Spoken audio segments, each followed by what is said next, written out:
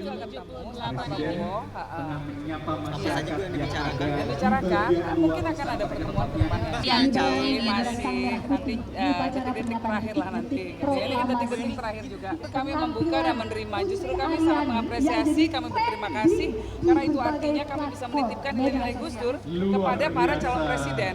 Jadi kalau siapapun mau berkunjung ke sowan ibu saya, maka kami menerima dengan tangan terbuka semua calon presiden. Segala status siapa sih Mbak yang paling Gus Durian nih? Kan baru satu yang datang, Pak Ganjar Pranowo. Pak Ganjar Pranowo banyak nilai-nilai Gus Durian yang beliau nilai-nilai Gus Dur yang beliau usung.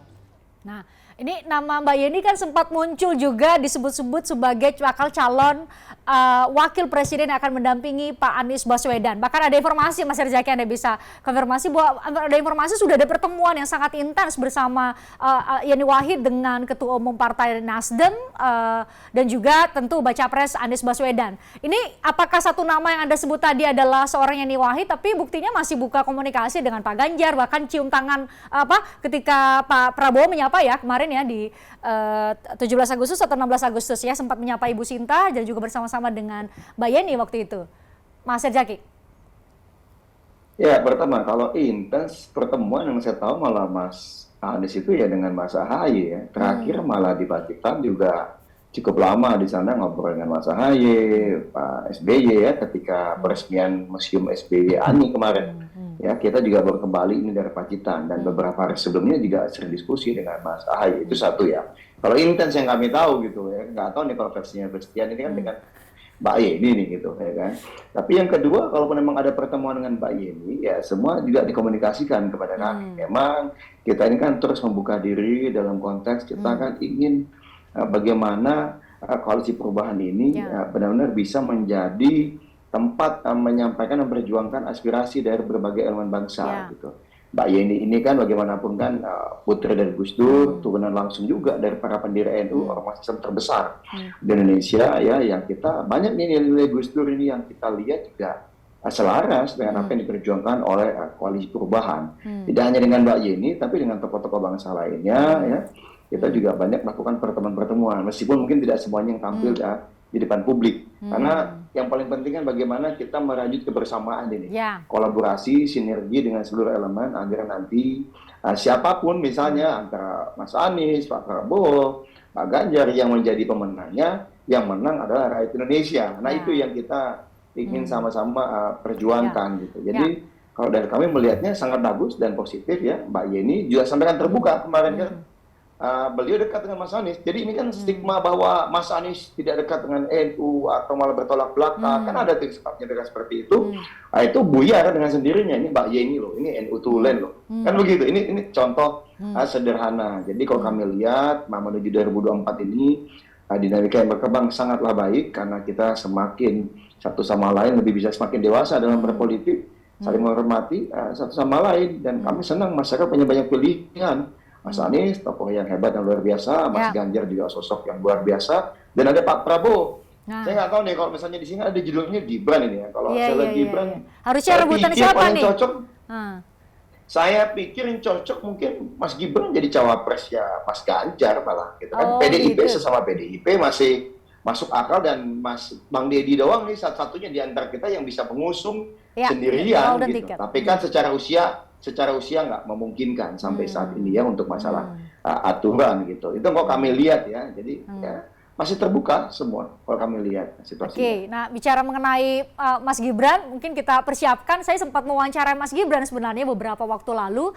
Saya tanya apakah ya karena santer berembus kabar atau spekulasi bahwa uji materi untuk menurunkan batas usia capres dan cawapres dari 40 tahun menjadi 35 tahun itu adalah salah satu cara untuk menggoda seorang Gibran untuk berpindah hati selain PDIP.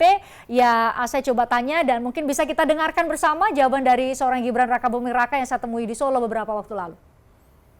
Apakah Mas Gibran merasa coba didekati, coba digoda oleh pihak lain di luar dari internal PDIP sendiri? Enggak juga. Ada nggak? Enggak juga. Nggak ada. Jadi tokoh-tokoh yang datang ke Mas Gibran itu Mas Gibran nggak merasa itu ya dalam konteks untuk menggoda atau mendekati Mas Gibran? Ya saya kan welcome dengan semua tamu yang datang ke Solo. Saya sih merasa tidak ada godaan-godaan. Kalaupun ada godaan sekalipun saya juga, ya, saya sih santai-santai aja. Jadi saya mau tegaskan nih, jadi Mas Gibran tidak akan tergoda oleh apapun dan tetap tegak lurus seperti yang tadi Mas Gibran bilang ke saya, ke arahan Ketua Umum Partai Demokrasi Indonesia Perjuangan. Nggak ada godaan, Mbak. Tenang aja ya. Tenang aja. Dan lagi pula juga ngapain menawarkan sesuatu ke saya kan bukan siapa-siapa. Bang Deddy, ngerasa nggak sih salah satu kader muda Anda, kader muda PDIP coba digoda oleh pihak lain selain PDIP untuk bisa berpindah ke lain hati? Ya, saya kira saya tidak bisa menjawab itu, Mbak, ya, karena saya tidak pernah ada di sekitar Mas Gibran ya. Yang tahu ya Mas Gibran lah. Tentu saya tidak mungkinlah mendengar rumor-rumor, isu-isu. Tetapi dari berbagai pernyataan dia kan menurut saya berulang kali sudah disampaikan. Dan kalaupun dia digoda, saya kira yang ada di saya cuma kebanggaan. Karena apa? Karena ternyata memang benar PDI Perjuangan berhasil melakukan kaderisasi sehingga banyak kadernya yang punya potensi menjadi pemimpin bangsa ini, saya kira. Kita ambil positifnya saja lah, Mbak. Kalau Gerindra, karena beberapa kali nih kelihatan dekat datang ya Pak Prabowo ketemu Mas Gibran, bahkan survei terakhir LSI menjodohkan Mas Gibran dengan Pak Prabowo dan hasilnya paling tinggi popularitas dan elektabilitasnya. Itu melihat itu sebagai semacam godaan nggak sih ke seorang Gibran dari pihak lain? Apakah itu termasuk juga Gerindra, dari Partai Gerindra, Bang Andre? Ya, Christian, Ya. kita tahu sama tahu bahwa Mas Gibran adalah salah satu wali kota yang punya prestasi luar biasa. Kita lihat ya bagaimana kota Solo begitu maju saat ini dan kinerja yang bersangkutan juga luar biasa. Ekonomi bergerak, event begitu banyak, pembangunan juga berjalan pesat. Ini kan menunjukkan bahwa secara prestasi yang Mas Gibran ini cukup luar biasa. Ya, itu yang pertama. Yang kedua, kita tahu sama tahu bahwa pemilih 2024 milenial dan anak muda begitu besar potensi ceruk pasarnya. Dan Mas Gibran adalah representasi anak muda. Sehingga wajar kalau ada para pihak yang menginginkan, mendorong, bahkan mensurvei Mas Gibran sebagai salah satu sosok yang berpotensi menjadi calon wakil presiden. Ya. Sedangkan Pak Prabowo sendiri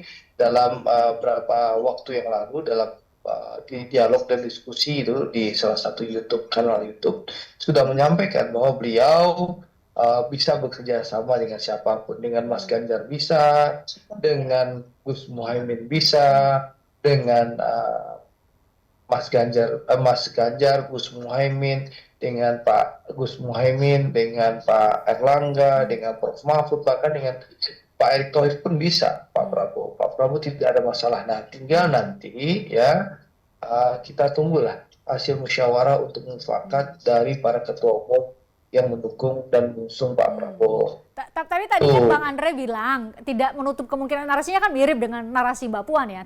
Kalau memang MK mengabulkan uji materi terhadap permintaan untuk menurunkan batas calon wakil presiden maupun calon presiden menjadi 35 tahun, ya nggak menutup kemungkinan Mas Gibran yang akan menjadi calon wakil presiden Pak Prabowo. Itu narasi untuk menggoda atau itu adalah fakta yang tengah dibahas di internal Partai Gerindra dengan kawan-kawan koalisi yang lain atau? Jadi gini, Christian, sekali lagi ya saya ingin sampaikan, Christian, satu ya, cawapres saya tidak bisa mengomentari urusan cawapres saat ini ya. Karena apa? Karena urusan cawapres nanti akan diputuskan dengan cara musyawarah untuk mufakat. Nanti kita tunggulah hasil kesepakatannya. Nah, dan sedangkan Mas Gibran, meskipun sosok yang berpotensi, ya, tapi tetap kita harus menunggu hasil keputusan Mahkamah Konstitusi seperti yang disampaikan oleh Mbak Puan tadi. Jadi, Christian, saya tidak ingin berandai-andai. Yang jelas saya tegaskan, satu, kita tunggu hasil keputusan musyawarah untuk mufakat para ketua umum. Itu yang pertama. Yang kedua adalah saya ingin sampaikan kembali bahwa Pak Prabowo calon presiden yang berkomitmen untuk melanjutkan pemerintahan Pak Jokowi. Jadi pemerintahan Pak Prabowo 2024-2029 merupakan keberlanjutan pemerintahan Pak Jokowi sebelumnya. Yang ketiga, ya tentu Jokowinomics yang sudah dirintis oleh Pak Jokowi tentu akan dilanjutkan oleh Pak Prabowo. Bang Deddy, ini ada hal baru di menuju 2024 ini ya. Tadi selain sosok atau kader yang dari internal PDIP, ada kader lain dari partai lain, bahkan ketua umum partai lain yang menyampaikan narasi ke publik bahwa akan menjadi atau melanjutkan pencapaian pemerintahan Joko Widodo dan Ma'ruf Amin saat ini. Itu bagaimana PDIP melihatnya? Kan nanti publik milih, oh ini sebenarnya mau lanjutkan adalah kader PDIP lagi atau ada kader dari partai lain atau bahkan ketua umum partai lain ya yang menyampaikan akan melanjutkan pencapaian Pak Jokowi. Bang Deddy.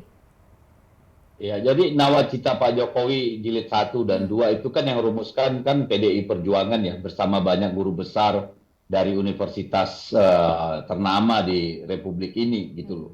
Dan ketika gagasan itu yang merupakan saripati dari seluruh pemikiran-pemikiran Bung Karno, Bu Mega, dan dialektika di dalam PDI Perjuangan bersama masyarakat, ketika itu kemudian diterima secara luas ya, apalagi misalnya oleh Pak Prabowo gitu sebagai seorang ketua partai politik, seorang calon presiden, bagi kami itu kebanggaan, Mbak. Artinya apa? Apa yang kita susun, kita rencanakan, kita kerjakan, kita kawal bersama Pak Jokowi selama 10 tahun ini, memang itulah yang terbaik bagi bangsa ini gitu loh. Bahwa memang ada ketidaksempurnaan, ya. Oleh karena itulah kami selalu berpikir bahwa harus terus melanjutkan dan menyempurnakan apa yang sudah dimulai Pak Jokowi. Karena tidak semua terlaksana secara sempurna, belum semua selesai. Jadi ada yang harus kita jaga dan lanjutkan seperti gagasan besar untuk membangun pusat peradaban baru di ibu kota negara yang baru sebagai satu simbol distribusi keadilan ya. Itu juga harus disempurnakan gitu dari sebuah project base menjadi sebuah memang monumen peradaban gitu. Jadi memang dialektika itu bagi kami membanggakan, apalagi Pak Prabowo kan juga menteri dari Pak Jokowi gitu. Jadi ketika beliau sejalan dengan pikiran-pikiran Pak Jokowi kan berarti sejalan dengan pikiran-pikiran PDI Perjuangan. Jadi no problem. Oke. Mas Herzaki, ini kalau dilihat ada dua baca pres yang menyatakan komitmen untuk melanjutkan pencapaian pemerintahan Presiden Jokowi Ma'ruf. Hanya satu-satunya adalah dari KPP ya, Koalisi Perubahan untuk Persatuan.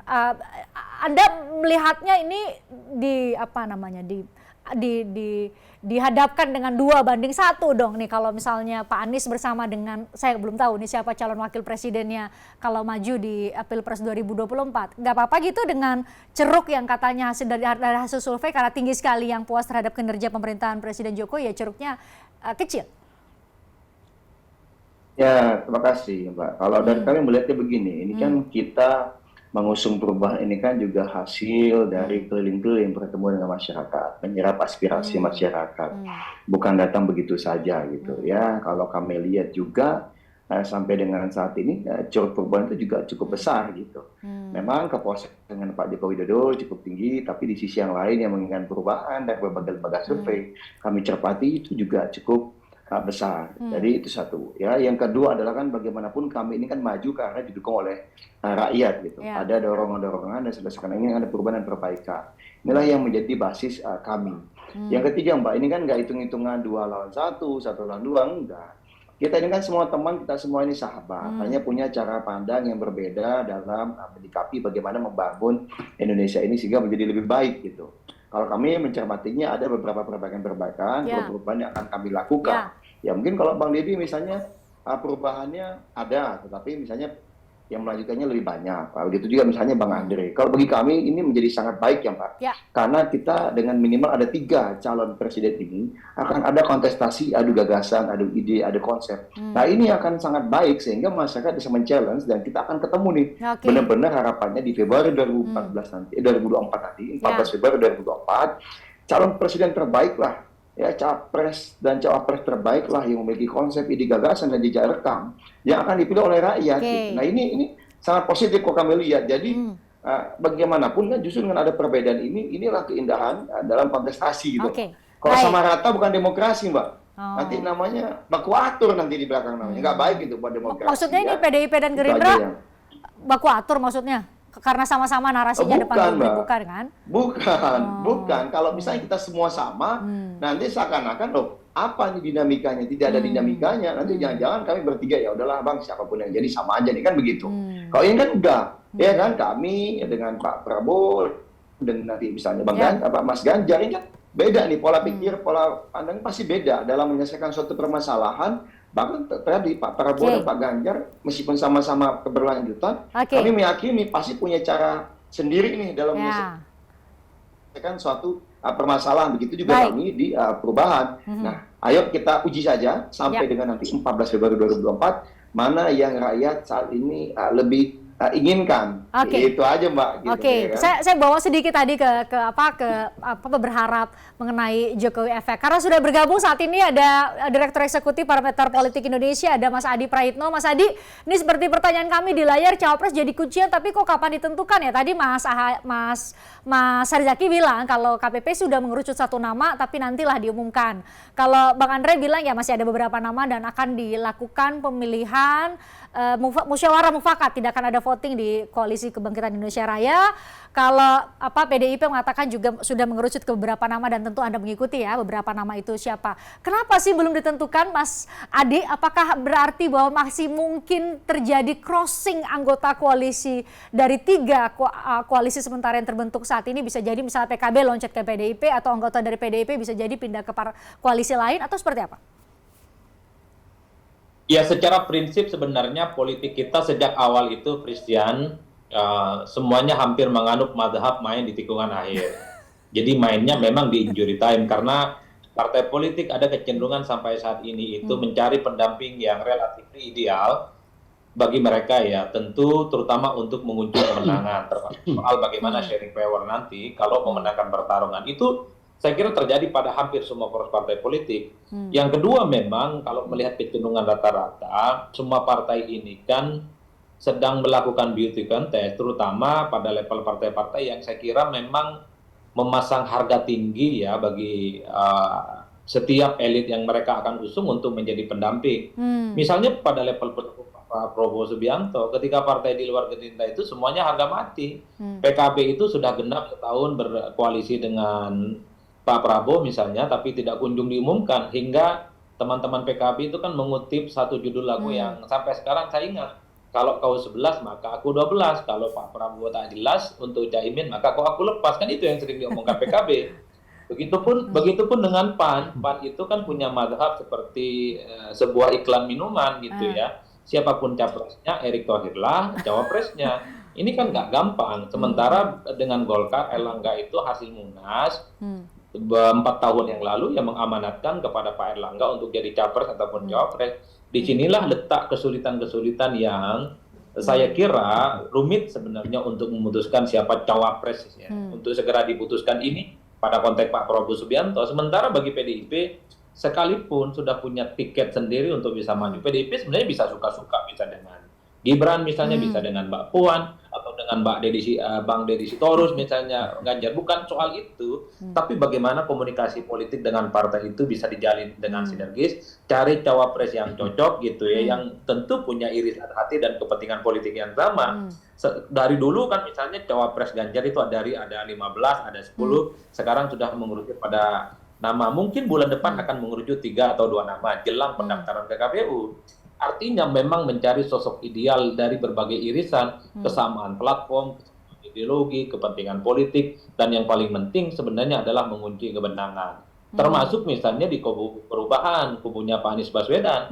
Sekalipun misalnya ada AHY di situ yang saya kira secara portofolio politik paling cocok untuk mendampingi Anies Baswedan. Mengingat AHY ketum partai bisa menggenapi ambang batas presiden 20%, punya elektabilitas yang cukup menjulang dan seterusnya misalnya. Kan kelihatan Anies dan Nasdem sedang mencari sosok-sosok lain di luar itu. Ada Hovifah yang sering disebut belakangan, ada Yeni, karena kelemahan Anies misalnya yang belum terjawab itu di Jawa Timur, Jateng, dan kalangan Nahdli. Jadi sebelum janur kuning melengkung, maka sepanjang itu juga Christian, koalisi dan tarik-menarik antar kepentingan partai akan terus terjadi. Saya melihat ini akan terjadi sampai tanggal 27 November gitu ya, jam 11 atau jam 11 malam 55 sebelum jam 12.00 pendaftaran ke KPU itu.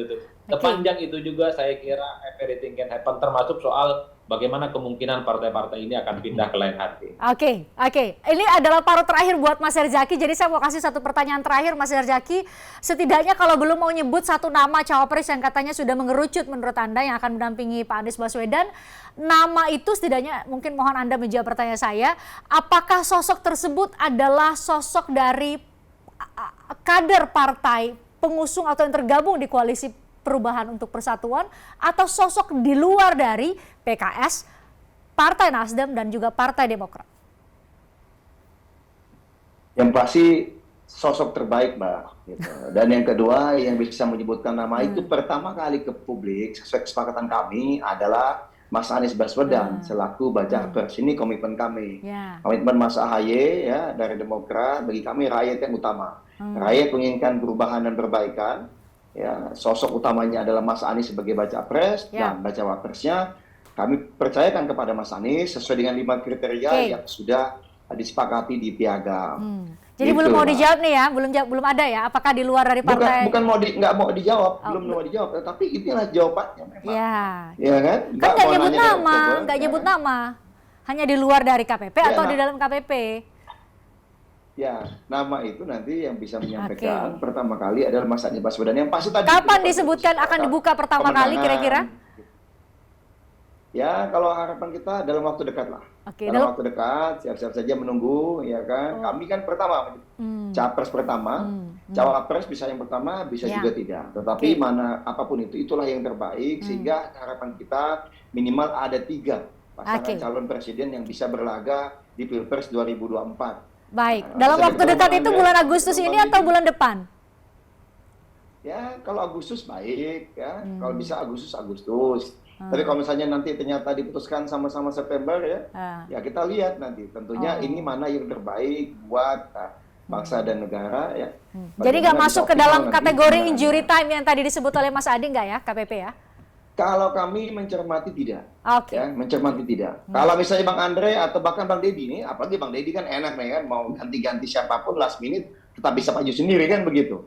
Kalau kami ini kan bertiga kan, Demokrat, PKS dan Nasdem ini kan saling membutuhkan satu sama lain, Pak, setara, sejajar. Satu hilang nggak bisa maju kami, ya kan? Sehingga kami ini kan harus sama-sama menyemangati semuanya dan komitmen kami adalah sesuai dengan piagam.